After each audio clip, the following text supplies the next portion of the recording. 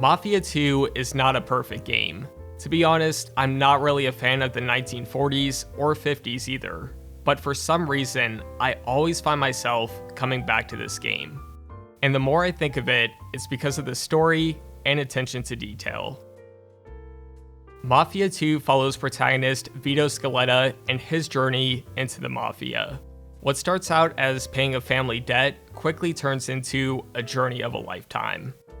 In this story, you'll come across various characters, and almost all of them are written with such care. Even side characters, who you're really not going to see that often. For example, there's Harry, who owns a gun shop, and since he served in the military like Vito, there's a connection there. There's a character named Marty, who's introduced very late into the story, and he's one of those characters who just never shut up. And normally, I hate this type of character because they're just annoying and don't add anything to the story, but Marty is an actual character. He's 17 and just excited to learn about the business. I've played this game 5 times now, and I actually enjoy seeing Marty every single time. And then there's Joe. This is as much his story as it is yours. You guys have been best friends since you were young, committed crimes together as teenagers, and joined the Mafia at the same time. Since this story takes place over such a long time period, you see both of these characters basically grow up together. At the start of the game, you and Joe really know nothing about what you're getting into, and both of you have to face different struggles throughout the way to learn about the process. The campaign is about 9 to 10 hours long, which I know some people will feel like it should have been longer, but to be honest, I don't mind that. Would I have liked to see more? Of course, but if the developers felt like this was a good length, then I'm okay with it. As for mission designs, this game does a great job of switching things up, especially when you compare it to Mafia 3. One moment you're going to be cleaning up urinals, and then the next you're having a fist fight with a dude twice your size. There's missions where you'll shoot a machine gun and feel unstoppable, and then there's missions where you have no weapons or ammo. Also, every time I look over, Joe is constantly beating the shit out of someone. Like, it had to happen at least 5 different times. I've never really noticed before, but you drive around a lot, especially towards the end of this game. I don't really mind it because I love the driving mechanics, but I know that some people may get bothered by this. It definitely would have been nice for someone else to drive just once, or maybe a fast travel system through the taxi service. That would have been a nice feature, but it is what it is. Like I said, I really enjoyed the driving. Just like with Mafia 3, all of the cars feel so authentic. At the start of the game, there's snow and ice on the road, and it can be pretty hard to make turns. There's also car mechanics throughout the city, and you can upgrade your engine, wheels, paint color, and license plate. Just watch out though, because if you damage your car, you have to pay to fix it up. If you don't, you will be reminded of how bad your car looks in some of the cutscenes. This was honestly a great feature and made me try to avoid getting into car wrecks. Speaking of cars, you can actually run out of gas, which is pretty crazy to think about. And there's also a speed limiter, which will force you to go the speed limit. I'm going to be honest, I found myself using this feature pretty often when there were police nearby, because if you're speeding, these cops will pull you over, and it's just not worth the hassle. Throughout the game, you'll also have different properties, and you can park your car in the garage. As far as I could tell, you could literally take any vehicle and store it in there, which is a pretty cool feature. Besides that, these properties are mainly just used to start missions. You can change your outfits, but besides that, there's really not much. It would have been cool to have an option where you could customize your place a bit more, change the furniture, color of the walls, something like that. I mean, we see Joe do this with his apartment, so it would have been nice if we could as well. As for the gunplay, it's fine, but I think it hasn't aged that well. The mechanics aren't anything special, the cover system isn't the best, and to be honest, aiming can be pretty inconsistent at times. But none of this is terrible or really ruins the experience. It's pretty fun, and there's some nice features like shooting at a gas tank can blow up a car. Shooting at some building structures will actually show damage. You can actually see bullet holes in your car if you get shot at.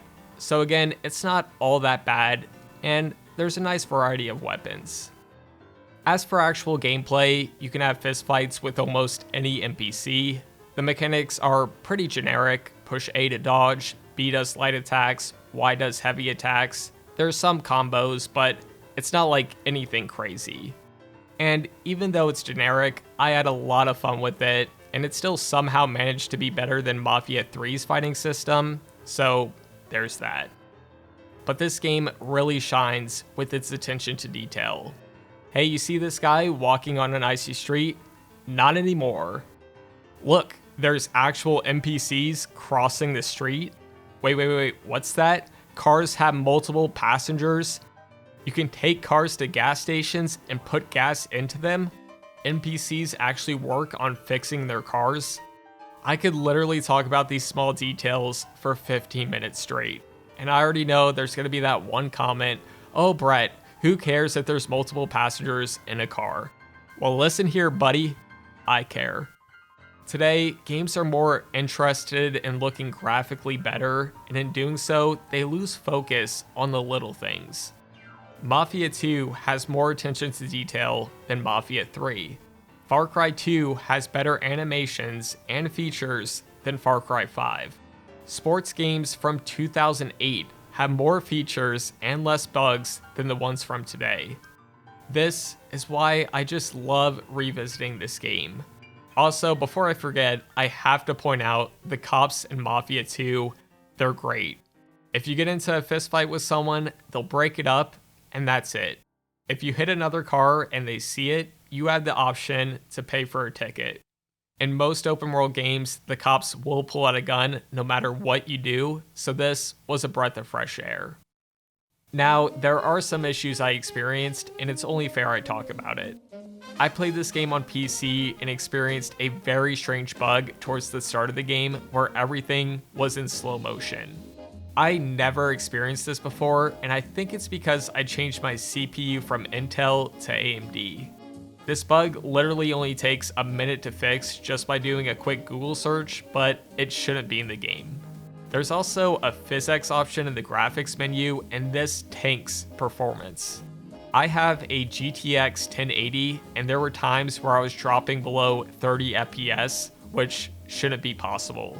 So turn that setting off. If you plan on playing Mafia 2 on a console, then these shouldn't be an issue at all. If you're gonna play on PC, keep it in mind. And then there's some annoying issues with the actual game, regardless of your platform.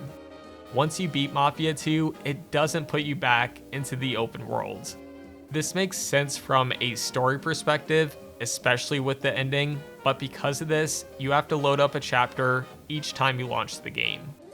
The ending is also a massive cliffhanger, and while Mafia 3 answers them, it's not the original vision of 2K Czech, which is just disappointing. I said this in my previous video, but 2K Czech actually worked on their version of Mafia 3 for around 3 years. So they had a story, and it's a shame we'll never see what they were gonna do with these characters. I want to end this video off talking about Leo and Henry. It's kind of hard to talk about these characters without spoilers, so if you want to click off now, I totally understand, but I'll try my best to sort of wiggle around it. I just love how both of these characters can be seen as the bad guys. Like, Leo is literally in charge of another mafia family, yet you and Vito both have a relationship while you're in prison. Because of this, Leo becomes a father figure to Vito, and Vito risks everything to save Leo towards the end of the game. And he returns the favor again by saving you. And then there's Henry. Henry apparently was working for the feds, and because of that, Vito and Joe are supposed to hate him. But they don't. They saw him as a friend and refused to even think of that possibility. Hell, some people I know still refuse to think he even worked for the feds at all. Both of these characters just have such interesting dynamics, and they're not generic at all. With all this said, I can't recommend this game enough. If you've never played Mafia 2, please give it a chance. You can beat the entire thing in one weekend, and I promise you'll find something to love about this game. If you have played it before, I would love to know what you think about it in the comments down below. As always, thank you all so much for watching, and I'll see you all later. Don't sit there mumbling and talking trash. If you want to have a ball, you gotta spend some cash. So let the good times roll. Let the good times roll. Don't care whether you're young or old, or let the good times